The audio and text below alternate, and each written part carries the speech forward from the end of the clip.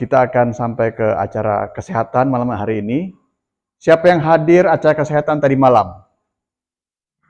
Oh, hampir semua hadir ya. Jadi kesehatan kita malam hari ini sambungan dari kesehatan tadi malam. Apa judul kesehatan tadi malam? Stunting. Oke. Masih ingat apa arti stunting? Pengertian stunting apa? Ya, kurang gizi ya. Jadi ada anak-anak yang kurang gizi itu disebut stunting. Sebenarnya ada 3 masalah gizi untuk anak-anak di Indonesia. Yang pertama itu anak yang kurus, kurang gizi juga tapi dia kurus, itu namanya wasting. Nah kalau yang agak pendek karena kurang gizi itu namanya stunting. Baru ada anak yang kegemukan. Tapi dari ketiga kelainan gizi ini memang yang paling banyak adalah stunting. Makanya sekarang Indonesia itu dikejar untuk memberantas kesehatan masalah gizi untuk anak-anak ini ya. Nah, pada malam hari ini sambungannya ya. Sambungannya. Ini sudah ada yang tahu lagu ini Pak Pendeta? Lagu kesehatan? Ada yang tahu lagu kesehatan? Kita belajar sebentar ya. Walaupun waktu kita ini sudah malam, kita belajar sebentar karena ini lagu kesehatan ini berisi pesan-pesan kalau kita mau sehat ya. Lagunya begini. Oh, enggak kebaca ini ya. Lagunya begini. Kesehatan sangat berharga yang harus dijaga.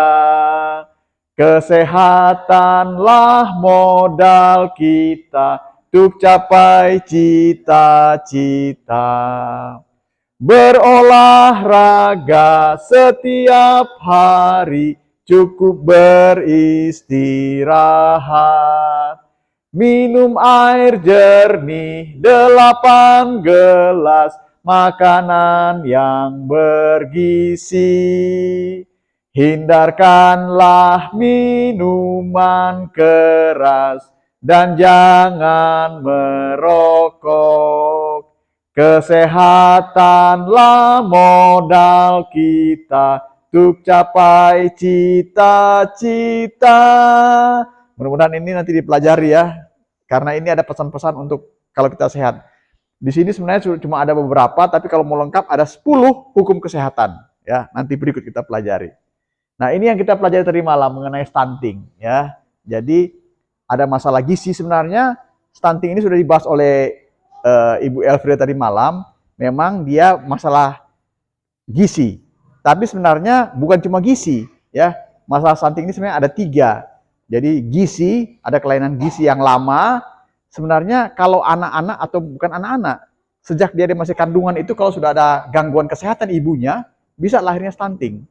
Jadi istilahnya gangguan gizi ini dari sejak dia hamil itu sudah ada gangguan, ya, baru ada kurang perhatian daripada orang tua. Oke. Nah, ini yang masalah sekarang ini kita bahas ya. Ternyata stunting itu 23% atau kira-kira hampir 1/4 anak yang stunting itu sudah mengalami stunting sejak dari masa kehamilan. Jadi bukan waktu dia lahir baru kurang diberikan gizi dia stunting. Ternyata sejak masa hamil itu penting bagi ibu-ibu ya. Ini ada anak-anak remaja yang calon nanti jadi ibu itu harus diperhatikan sejak hamil, sejak pertama hamil itu mesti diperhatikan gizinya. Bukan waktu nanti sudah lahir ya. Oke. Nah, ini mungkin yang sudah dibahas tadi malam juga. Jadi ada istilah, saya tidak tahu apakah tadi malam sudah dibahas, ada istilah itu ada 1000 hari pertama kehidupan manusia. Itu hitungnya dari sejak mulai wanita hamil. Ya. Jadi kalau wanita hamil itu berapa bulan? 9 bulan. Kalau 1 bulan 30 hari berarti 9 bulan itu berapa hari? 270 hari. Ya, 9 bulan kali 30, 270 hari. Sampai anak itu umur 2 tahun. Itulah 1000 hari pertama kehidupan. Itu yang penting. Untuk mencegah stunting ini, kurang gizi itu penting sejak wanita itu hamil sampai nanti anak itu 2 tahun. Itulah penting. Gizinya itu mesti bagus sehingga anak ini jadi sehat. Ya, jadi penting diperhatikan. Saya tidak mau bahas ini dalam. Sorry. Oke, malam ini kita belajar mengenai kesehatan ibu. Kalau tadi malamnya stunting itu kesehatan anak, malam ini kita belajar bagaimana pentingnya kesehatan ibu, ya, terutama remaja perempuan di sini, ibu-ibu, mungkin ada anaknya atau cucunya. Kita perhatikan pentingnya kesehatan ibu, ya. Ini yang tadi saya pikir mengenai stunting tadi. Oke, ini juga sudah saya bahas tadi, ya. Nah, apa pentingnya ibu-ibu ini menjaga kesehatan sejak dia mulai kehamilan, ya? Penting sekali pola makan. Bagaimana ibu itu, ibu hamil terutama, nggak ada yang hamil di sini ya, calon-calon ibu atau nanti apa, harus ada cukup gizi. Di sini dikatakan bagi ibu yang hamil itu dia harus lebih makannya, ya, 1 porsi lebih. Baru penting bagi ibu hamil waktu kehamilan itu mengkonsumsi tablet atau vitamin tambah darah. Minimal 90 tablet selama kehamilan, minimal, ya. Itu penting.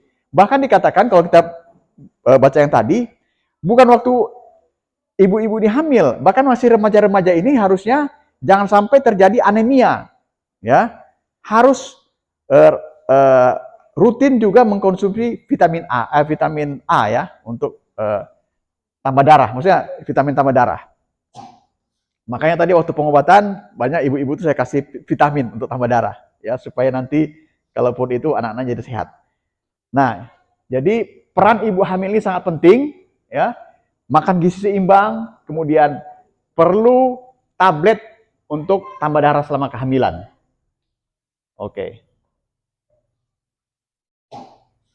Nah, selain gizi, ternyata penting juga untuk menjaga kesehatan, kebersihan, ya.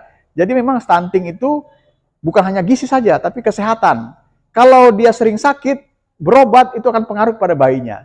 Demikian juga ketika anak sudah lahir, awal-awal, kalau sering sakit, maka akan mengganggu pertumbuhannya. Jadi penting untuk menjaga kesehatan, selain daripada gizi. Ya. Nah, itu yang pertama. Alasan kedua, kenapa ibu-ibu hamil ini harus menjaga kesehatan adalah ini. Ya. Ini mungkin kecil. Ini adalah data kematian ibu tahun 2016 dan 2017. Sayang ini tidak kelihatan. Kalau kita lihat di sini bahwa Sumatera Utara itu masih 5 besar. Berarti Sumatera Utara ini termasuk Nias, ya.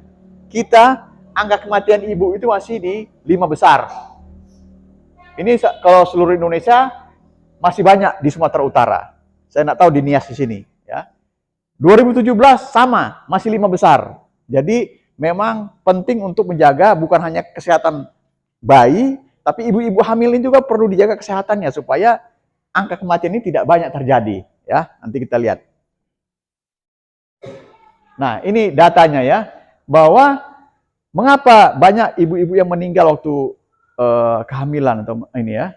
Ternyata yang banyak itu karena darah tinggi pada kehamilan. Jadi ada darah tinggi pada wanita hamil yang bisa terjadi, dan ini perlu diwaspadai karena sebagian besar kematian pada ibu itu karena adanya darah tinggi pada kehamilan. Kenapa pada ibu hamil bisa darah tinggi? Ada istilahnya kayak keracunan pada kehamilan. Ya, ini harus dipantau, makanya perlu ada pemeriksaan berkala untuk kehamilan. Lalu yang berikut adalah bisa terjadi perdarahan pada persalinan. Makanya di sini puskesmas dekat mungkin ya, ada dekat ya. Jadi perlu kalau untuk ibu-ibu hamil itu memeriksa diri secara teratur sehingga bisa diketahui risikonya. Kemudian ini yang menjadi risiko ya, ada orang yang menikah terlalu muda, itu juga beresiko untuk gangguan pada ibu hamil. Jadi misalnya menikah di bawah 20 tahun ya. 20 tahun ini masih usia sekolah Pak Dosmaya. Jadi kalau ada remaja wanita ini kalau masih tamat SMA lanjut.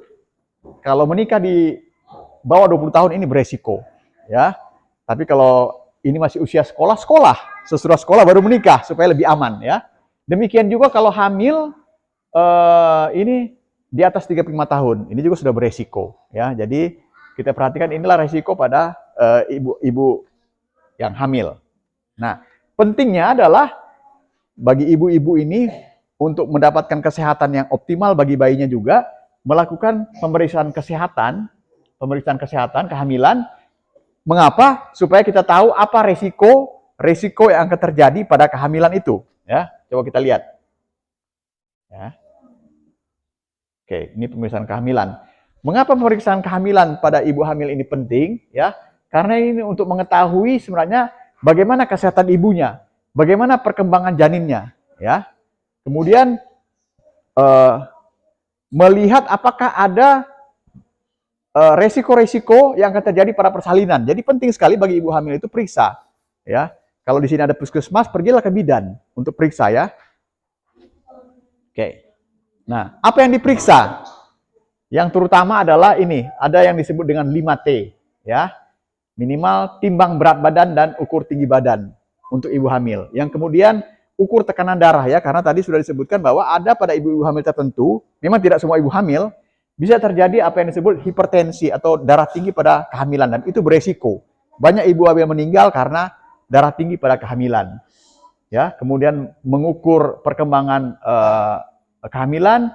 Kemudian ini yang penting juga, pada kita kontrol secara teratur pada ibu-ibu hamil itu akan diberikan anti tetanus ya, karena ada resiko juga pada waktu melahirkan bisa terjadi tetanus.